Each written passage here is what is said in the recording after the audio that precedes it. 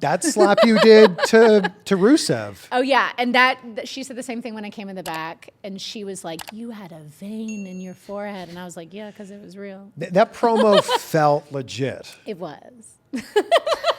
And it's funny because I feel like you guys were forced into that storyline. Yeah. So I'm trying to think if that's something I've ever talked about on a podcast. I don't do a lot of podcasts. Well, I appreciate you coming on. I think you did. I think you talked about how TMZ kind of forced your hand with that story coming out. Yeah. So the Rusev Ring the Bell is the Miro. podcast you're on. Oh, yeah. That guy's great, by the way. He's great. Yes. He's so sweet. I just saw So him. I just told him he needs to watch AEW. And he was like, I don't watch it. And I was like, there's a lot of hot guys on it. He's like, okay, I'll watch it. Yeah. But yeah, so the Rusev Lana, I'm like, are we calling everyone by the fake names? Rusev Lana Dolph storyline was cool because it actually seems really organic. Like bringing in Dolph, like having us do that. We all really enjoyed working with each other when it first like started happening. Single white femaling her, like pretending to be her and stuff like that was good. But yeah, when it definitely broke down with Lana got injured. I can't remember on what. And she was still learning how to wrestle at the time. Like she hadn't wrestled much on the main roster. And so I was trying to teach her things as well as we were going along. Yeah, when the TMZ storyline got mysteriously leaked to TMZ, no one cares. Y'all aren't Brad Pitt and Angelina Jolie, that really set Vince off and like everyone because I don't know why, but we were like the favorite storyline of him. It was crazy. I think at the time Cena had a storyline for 4 months and we were going on 3. So it just wasn't something you were seeing like how they do nowadays, like amazing long storylines. The storytelling in WWE right now is just really coming around so differently. Yep. But it was interesting that we were like, and we were getting crossover position, like great, positions. And so when it went there, he was really upset. I think the head writers at the time were really upset too because they had just been so invested of it. And I think the fans aren't dumb, like to know that there was never a payoff. Like we never had a payoff match. Lana and I never went back and forth. We never had the doubles match even. Like, so clearly something went wrong in the storyline. And so thank God we were in Chicago. But yeah, so when the Rusev Lana storyline blew up in our faces, we were in Chicago, just happened to be, and I lived in Chicago 7 years, big Bears fan, so like people knew that. And usually I would get pretty solid reactions, even for if I was on Main Event or something. I was like, oh, that's weird, I'm over. And we found out that day, I think they called me into the office. I don't even think it was Vince. I think the head writers like called me and they were like, hey, it's on TMZ. No one's bigger than WWE. That's a big thing for Vince was like, and Cena would always talk about that. Like no one's bigger than WWE and they don't want you to think that either. So like, oh, you want to go to TMZ and say you guys are married? Well, and that kind of ruins our storyline, which in my opinion, I don't think it did ruin it. It's kayfabe. It's, but they wanted whatever. to announce it. But yeah, like you want to do that? Well, watch this. It's over. You're breaking up with him today. Do you want to write your own promo? And I'm like, what? And yeah. And they're like, okay, great. We're going to put you together with a writer. You guys can go out and like write it. Cause I was pissed too. Like I was so mad. I was like, God, we just did all this. There's no payoff. Like, what do? I'm on the European tour with them. Like now am I kicked off European tour? Like that's $15,000-$20,000. Like I'm just not going on tour. So the whole thing, I was like so mad. And so Jimmy Jacobs and I sat at the United Center in the arena, and Jimmy Jacobs was like, not obviously new to wrestling, but I think he was like newer at WWE. And so he was like, okay, we got to write this. And I just sat there and I really told him everything. I love writing promos. I love it. Like I want to write things for other people. I have this whole idea watching Jungle Boy turn the other day, and I was like, oh, I need to DM him and tell him this idea. Like I have these ideas pouring out of me.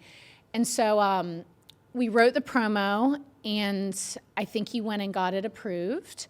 And right before, and I was hot, like I was pissed. And right before we went out, Rusev came up to me and he was like, I don't like this line. I don't think we should do this line. And I said, oh, okay, well, I don't like that this just happens. So this is what's happening. Like, what was the line? I think it was about him not having balls or something, like, or being, I don't remember if I said that you're a little bitch, but he said something like, this doesn't make sense. But then I also said to him, I said, I put you over. Like, Dusty's thing was always like, if you trash someone, then who cares if you beat them? So if you don't put them over first and then say like, oh, that was the hardest match. You know, like people in the NBA will be like, oh, it was a hard game, blah, blah, blah, but here we are. Yeah. If you just are like, oh, it's so easy, I beat him this and that, and it's like, well, then why should we care? Yeah, so it's like if that person's a piece of crap and they suck, well, if you beat them, who cares because they suck? Totally. It was like, that was the hardest match of my life. That was so forced. Like, you know, Kenny Omega did a good job of that in the scrum afterwards with Will Ospreay. He was just like, that was the hardest. I can't believe we did that, you know? Yeah. So yeah, talk about like how hard it was. And so I told him, I'm like, I'm putting you over. We're talking about this and that. And, you know, it's more about, and then I also told him too, I was like, I know you didn't do this and I know you're going to have a lot to deal with at home as well. Outside of this work. So like, let's just go out there. This is TV. Don't take anything personally. It's going to be good. And he was like, all right. And so we went out there and watching it back. I don't watch back a lot of my WWE stuff. I think it's so cringy, but watching it back, I loved it. I felt real. I was pissed. You can see the vein in my neck. Yeah. The slap was safe, and I didn't know how the crowd would react. And the interesting thing is the crowd reacted on things that I didn't think they'd pop on. Like, I thought they'd pop on, like, you're a little bitch or something, but they popped on, like, who wears the pants in the relationship or something. I can't remember what it was, where I was like, oh, they're so loud for that. And I just remember the crowd was so loud that they didn't play my music on the out. They just let me go up the ramp alone. And I just was like, oh, that was so good. It felt so good. And I was imagining not Rusev, like, when I was doing it. Like, I definitely was, like, inserting a different character there. And I got it out my system. And then I also was proud of it because I wrote it. And Jimmy Jacobs was so happy. We came in the back, and afterwards, I saw him recently. We talked about it. But he was like, oh, it was great. Like, you made me look good. You know, like, Vince was happy and everyone was happy. And Steph came up to me and she goes, girl, you slapped. And I said, yeah, I know. So was there an ex-boyfriend that would have watched that going, oh, no, that was directed at me? I'm usually like, I usually don't let things get to the point where I'm like angry like that.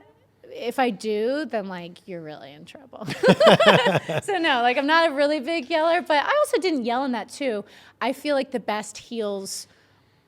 And I also feel like when you're really in trouble, and maybe you know this with your wife, is that like slow serial killer anger where I tell you, you really messed up and I hate you and I want you to die. And now I'm going to leave. Never fucking call me. Wow. Like, my wife has never said that to me, thank God. But like the calm serial killer, like when I watch dramas, I'm like, that's the kind of heel. Like, you don't want to be like, rah, rah, rah.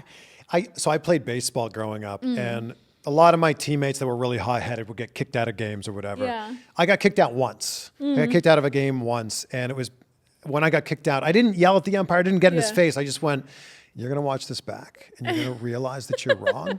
Yeah. And you're going to think of this exact moment right here when I'm telling you that you got that wrong. And he just stared at me like, what are you talking about? Yeah. And I was like, yeah, I got to him. Like, I got to him in that moment. That's the kind of anger, like, I'm disappointed in you. Yeah.